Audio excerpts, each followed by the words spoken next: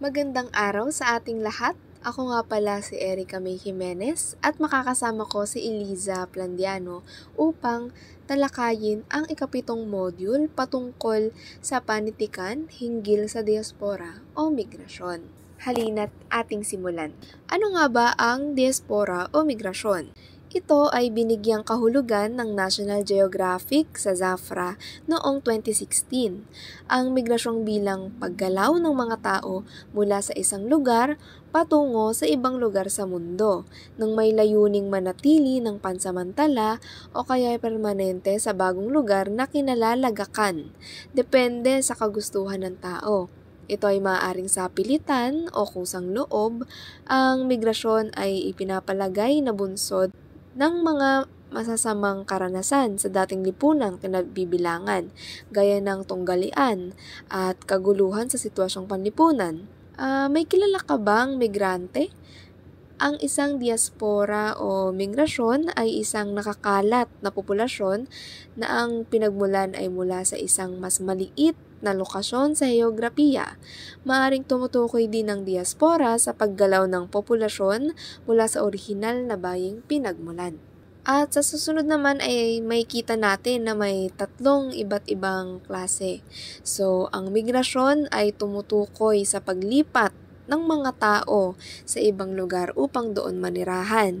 Meron ditong migrante na ang tawag sa mga taong lumilipat ng lugar.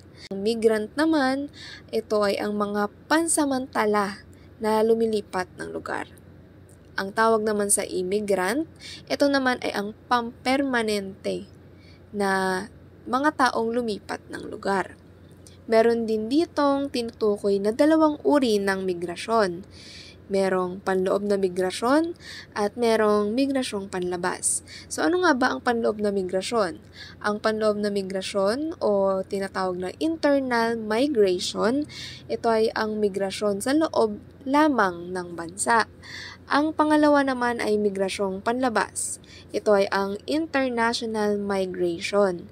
Ito ang tawag kapag lumilipat na ang mga tao sa ibang bansa upang doon na manirahan o mamalagi ng matagal na panahon. Ngayon naman ay dumako tayo sa panloob na migrasyon.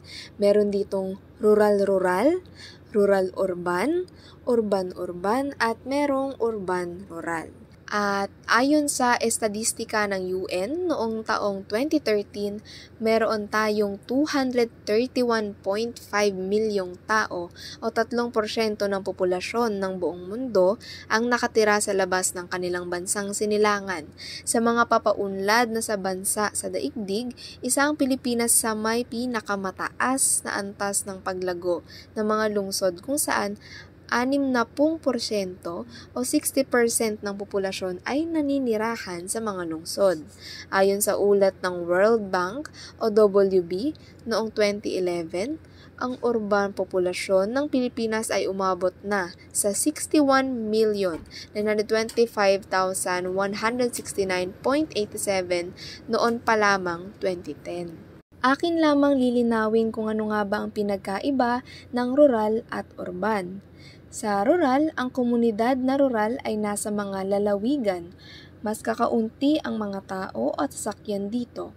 Simple ang pamumuhay ng mga tao sa komunidad na rural.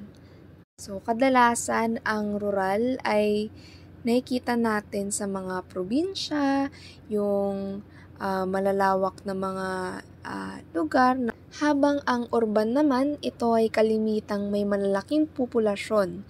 Ito ang nagsisilbing sentro ng pangangalakal, edukasyon, pamahalaan, aliwan, at paggawa.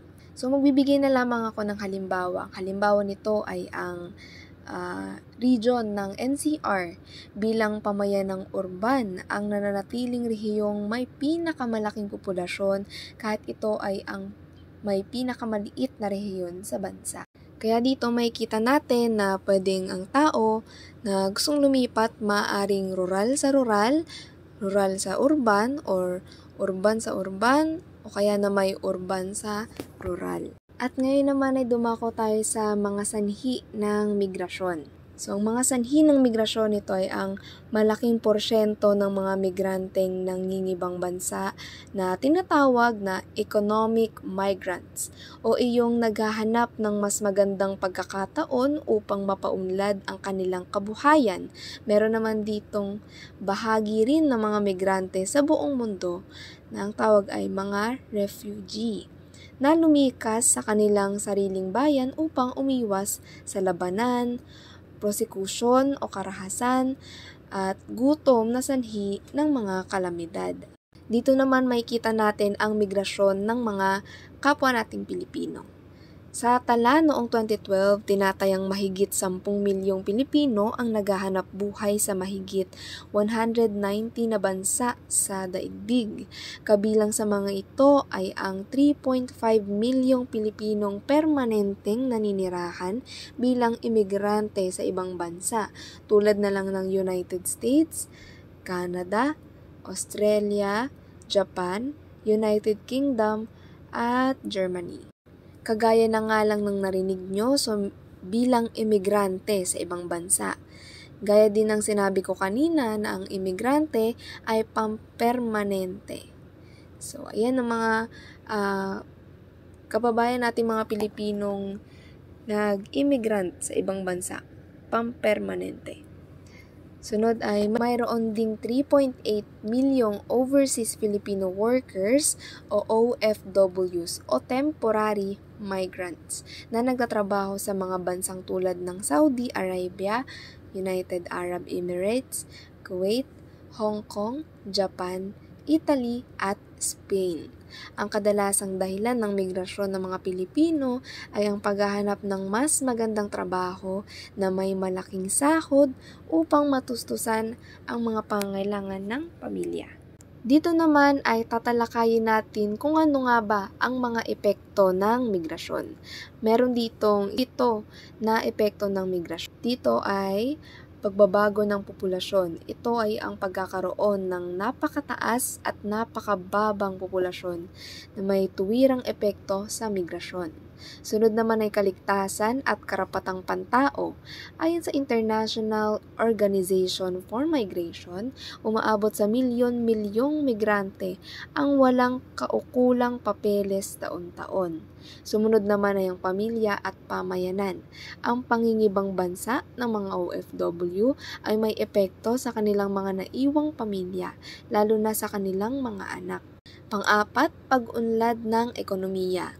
Malaki ang naitutulong ng mga OFW sa pagpaplano ng ekonomiya ng Pilipinas. Maraming OFW ang nakapag-ahon sa kanilang pamilya sa kahirapan.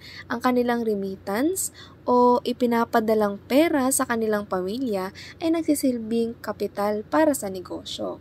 Panglima, brain drain, kung saan matapos makapag-aral sa Pilipinas, ang mga eksperto sa iba't ibang larangan ay mas pinipili nilang mangibang bansa dahil sa mas magandang oportunidad na naghihintay sa kanila. Ang-anim, integration at multiculturalism. Sa Italy, meron silang batas sa seguridad o tinatawag na Legge sulla Sicurezza. Layunin nito na magkaroon ng maayos na integration ng mga dayuhan sa Italy at magandang relasyon. At panghuli ay multiculturalism. Ito ay isang doktrinang naniniwala ng iba't ibang kultura ay maaaring magsama-sama ng payapa at pantay-pantay sa isang lugar o bansa. Sa mga susunod naman na presentasyon na slides ay si Eliza na ang magpapaliwanag. Mga pangunahing konsepto ng international na migrasyon.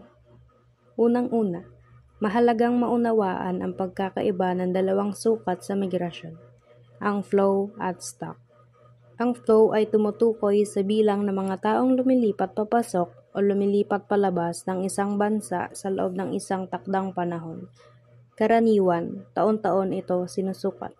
Ang stock naman ay ang kabuuang bilang ng mga migrante na naninirahan sa isang particular na bansa, kahit kailan pa man sila dumating.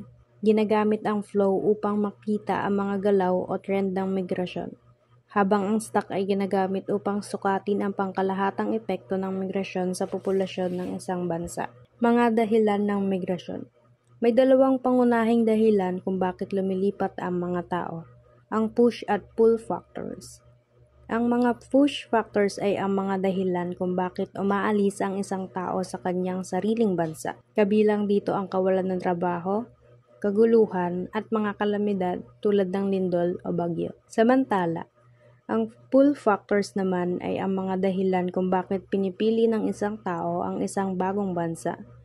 Kadalasan ito ay dahil sa mas mataas na sahod, mas ligtas na pamumuhay o mas magandang oportunidad.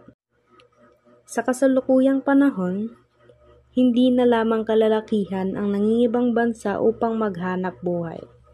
Sa katunayan, mas dumarami na ang kababaihang Pilipino na nagtatrabaho sa ibang bansa, na siyang bumubuo sa tinatawag nating feminisasyon ng migrasyon. Kung dati ay ama ng tahanan ang umaalis, ngayon ay marami na ring ina ang napipilitang iwan ng pamilya upang makapagpadala ng pera sa kanilang mga mahal sa buhay. Ayon sa datos ng PSA noong 2016, mahigit kalahati ng mga OFW ay kababaihan. Karamihan sa kanila ay nagtatrabaho sa mga bansa sa kanlurang Asya bilang kasambahay, tagapaglinis o service workers, kahit na marami sa kanila ay mga professional dito sa Pilipinas. Makikita natin dito ang dalawang muka ng migrasyon. Una, ito ay nagbibigay ng pagkakataon para sa mas mataas na kita at mas magandang kinabukasan. Ngunit, sa kabilang banda, may kaakibat itong panganib. Marami sa mga kababaihang OFW ang nakakaranas ng hindi makatarungang pasahod, abuso sa trabaho, at maging karahasan.